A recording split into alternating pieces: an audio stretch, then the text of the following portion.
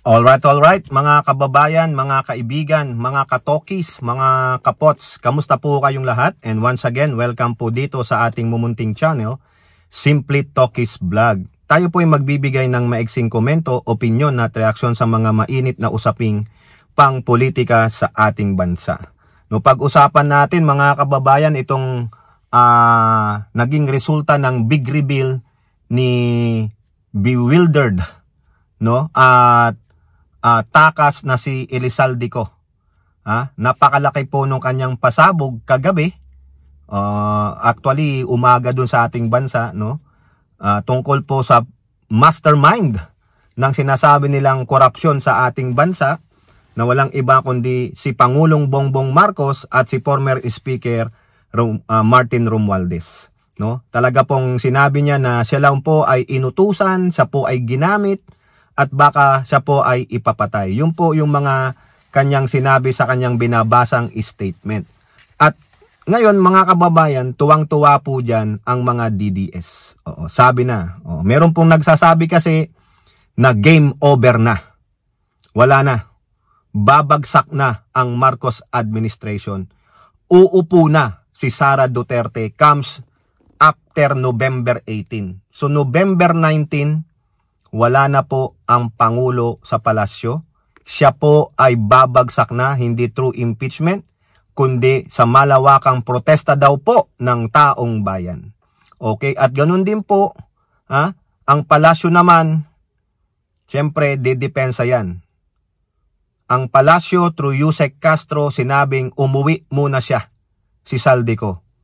Sa ngayon, puro hearsay po yan. Kasi, sabi niya sa statement niya, daw. Very, yung statement ni Saldi Co well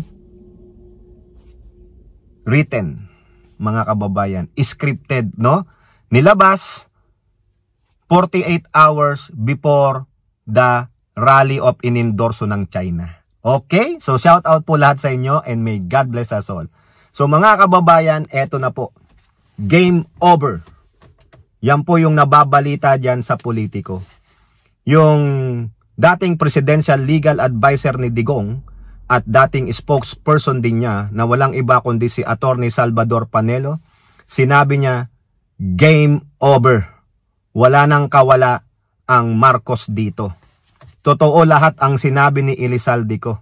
Kumbaga, hindi na kailangan ng ebidensya. Huwag na kayong maglabas ng ebidensya. Si Elizalde Co na mismo ang ebidensya. Yung mga sinabi doon ni Elizalde Co sa kanyang statement na hindi naman niya sworn statement, kumbaga video reveal lang po. It took him how many months to write that script, to write that statement implicating the President and the former Speaker of the House.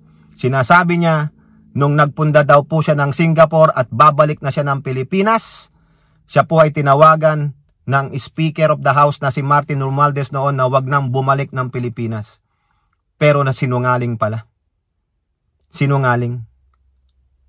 Meron pong balita sa GMA News, September 18, na nagre-reach out sa kanya si former Speaker Romualdez para po siya ay pauwiin. Yan po ang sinabi ni Janet Garin. Pinauuwi siya ng speaker. Nagre-reach out. Ano ginawa mo? Nung kausap mo siguro, binabaliwala mo yung tawag sa'yo ni Martin, pero ngayon sinasabi mo, imbis na pauwiin, hindi pauwiin. Nilagyan mo ng hindi. Twisted. No? Tapos, ang dami po, debunk na yan. Pero itong mga DDS, tulad nitong si Panelo, na sinasabi niya na credible ang mga nilabas ni Elizalde Co. Di patunayan niya. Umuwi siya ng Pilipinas. Mangako siya. Manumpa siya dyan sa embassy ng Spain o whatever. Embassy dyan sa Spain ng Pilipinas. Dyan siya manumpa. Sumpaan niya yon. Ipanotaryo niya. Diba? Lagyan mo ng matibay na ebidensya. Ito, ebidensya, nagdala kami ng pera dito. Ito yung sinabi ng Pangulo. O diba? Kaya game over. Sabi ni Salvador Panelo, wala na. Tanggalin na yan. Ito po yung isang gasolina na lalong nagpaapoy para daw po ang mamamayan sumama sa kanila sa rally. Sa rally ng mga inendorso ng China for peace and transparency. Yan po yan. At ang gusto nilang iupo ay yung mas malala. Mas evil. Di po ba? Kating-kati sila kasi ang dami po. Ang daming mga Duterte supporters na mambabatas ang makakasuhan. At malamang yung isa dyan sasama sa ICC. Kaya minamadali nila matanggal ang Pangulo para po hawakan nilang pwesto at i-reverse lahat. Kami na ulit. Papatayin namin kayo. Magnanakaw kami. Ganun po yan. No? Kung totoong game over na, edi mag-file na kayo ng impeachment. Pero matagal yan. Kaya ang gagawin na niyan, they will forcibly take out the president out of Malacanang. Nandyan yan sa 3 days. Pero pag di nila magawa yan, sasama ulit sila sa November 30 na mga rally ng mga yun namang mga dilawan at kakampings. Opo. Hanggang November na lang po ang Pangulo, it's game over. Tapos ang Pangulo nito, mga kababayan. Kaya, yung nagsiwalat ng korupsyon, siya pala ang mastermind. Ang galing pala ng Pangulo. Napakatanga naman ni Pangulong Bongbong Marcos. Biruin mo, nilaglag mo ang sarili mo. Ginamit na naman nila yun eh. Nakakita sila ng butas, itong mga DDS, ginamit nila yung siniwalat ng Pangulo at itinuro. Itinuro yung Pangulo na siya ang pinaka-mastermind ng korupsyon. In-enable niya ang korupsyon. Ganun po ba? Oo. In-enable? Patunayan nyo na lang. Pero sabi nila, it's game over. Tapos. Wala na. Magagaya ka sa tatay mo. Sabi nga ni Chavit Singson, wag mo nang antayin magaya ka sa tatay mo na pinaalis noong 1986.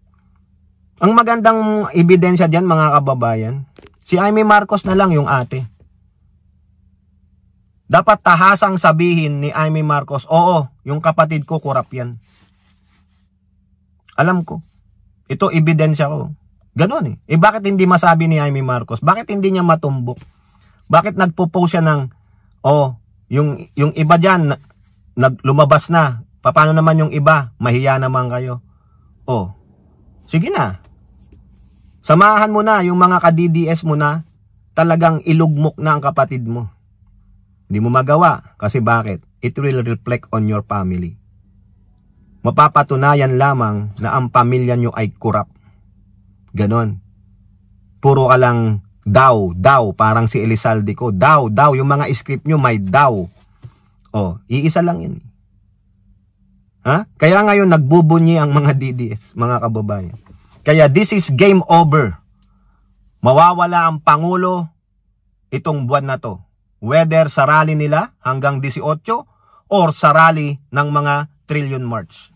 At uupo po si Sara Duterte bilang bago ninyong presidente. Kaya maghanda-handa na yung mga kumakalaban kay Tokmol, yung mga Makabayan Black, yung mga no permanent address at sino pa, may kalalagyan kayo. Yan po. Dahil sinabi na ng mga Duterte yan, antayin nyong makabalik kami sa pwesto. There will be a day of reckoning for all of you who went against us. Ayun po yun. Very vindictive. So, pasensya naman sa mga Makabayan Black, sa mga dilawan at kakampings. Ang iuupo ng mga Duterte ay yung mas masahol pa sa sinasabi nyong Marcos. Di po ba? Yan. Tiyaga kayo. Baka tanggalin ng Kongreso. Magdi-dictatorship siya. Revolutionary government. Patay kayo. Di ba? Kaya game over na po. Game over. Wala na. Sabi ni Panelo, wala na. Walang kawala ang Marcos dito. Matatanggal siya sa pwesto. Now, punta naman tayo sa sinabi ng palasyo tungkol sa big reveal ni Elizalde ko na dawit ang Pangulo, na siya ang pinaka-mastermind. Sabi lang ni Yusek Castro, umuwi ka ng Pilipinas, ipresenta mo ang ebidensya mo. As of now, hearsay pa lang yan. Hearsay. May part 2 pa, wag mo nang dagdagan. Kasi, yung una mo palang statement, bagsak na. Wala nang credibility. Nagsinungaling ka na, doon na lang sa pagsabing huwag ka nang umuwi. Hindi ka naman pala sinabihang hindi umuwi, kundi umuwi ka. Umuwi ka. Para harapin mo yung mga aligasyon. Pero ang ginawa mo, sinabi mo, hindi ka na pinauuwi. Kaya sabi ni Yusek Castro, it's just a hearsay. Lahat nung sinabi ni Elizalde ko, hearsay pa lang yan unless umuwi siya ng Pilipinas at doon niya patunayan. Hindi po uuwi ng Pilipinas yan. Parang si Roque lang yan. Duwag po yan. Sasabihin niya, may banta po sa buhay ko. Really? Sino? Sila na naman ang magpapapatay sa kanya daw. Diba? Hindi mo ba alam na mas delikado ka dyan sa ibang bansa, nasa open ka? Ang papatay dyan kay Elizalde ko, kung sakasakali man, mga kapwa niya DDS, pinatunayan mo lang na ikaw ay pure DDS. Diba? Galing ka kay Duterte namayagpag ka kay Duterte. Diba? Tinuloy-tuloy mo lang, kala mo naman di ka mahuhuli. Yun, para to save your ass, nilaglag mo ang Pangulo.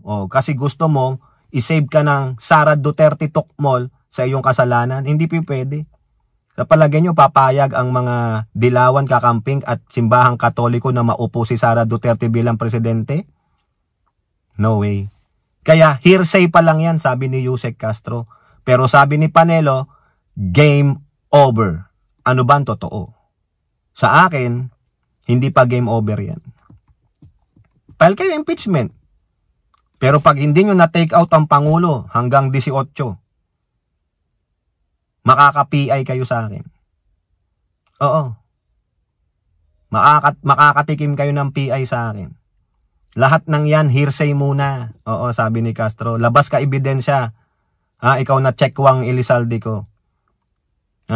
Ngayon gusto mo, i-save mo yung ass mo? No way. Okay? So kayo po, ano po yung masasabi? Comment down below. And don't forget to like and share. Hope to see you on our next videos. Bye-bye. God bless.